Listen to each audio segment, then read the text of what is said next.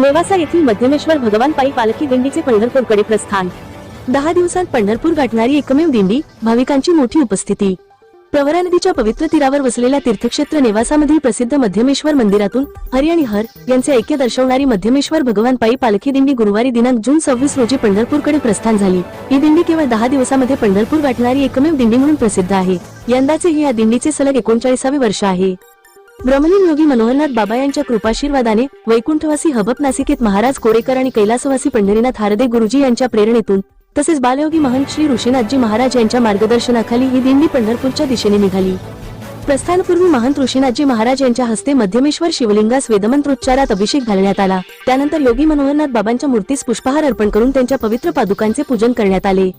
यावेळी दिंडी चालक हरिभक्त परायण विजय महाराज पवार, हबप गोपीनाथ महाराज कोरेकर, दिनकर महाराज हारदे, सुखदेव महाराज नांगरे, शशिकांत महाराज कोरेकर, सुभाष दळवी, बबनराव वाखुरे, सीताराम कोकणे, राजूभाऊ तनपुरे, रामकिसन पटारे, कचरू मिस्त्री, डॉक्टर मुकुंद हारदे यांच्यासह शेकडो भाविकांनी दिंडीत सहभाग घेतला। दिंडीचे मुंबादेवी मंदिर प्रांगणात स्वागत करण्यात आले। यावेळी महंत योगी बृहस्पतीनाथ महाराज, गोरक्षक संतोष पडुमरे, मोहिनीराज सरगये, विजय यादव आणि शिवाजीनगर भक्त परिवारासह परिसरातील महिलांनी पालखीचे पूजन केले। महिलांनी सडा रांगोळ्यांनी परिसर सजवला होता। तसेच दिंडीसाठी अल्पोपहाराचे आयोजन करण्यात आले। दिंडीस शुभेच्छा देण्यासाठी लक्ष्मीनारायण महाराज जोंधळे, शिवभक्त विष्णू नाबदे, अशोक नांगरे, नेवासा खुर्द सोसायटीचे चेअरमन निलेश जगताप, अमृत फिरोदिया, राजेंद्र मापारी, संदीप शिंदे, ॲडव्होकेट मनोज हारदे, भाऊसाहेब येवले, विष्णू नवसे, अंबादास लष्करे, बाबासाहेब भागवत यांच्यासह मोठ्या संख्येने भाविक उपस्थित होते।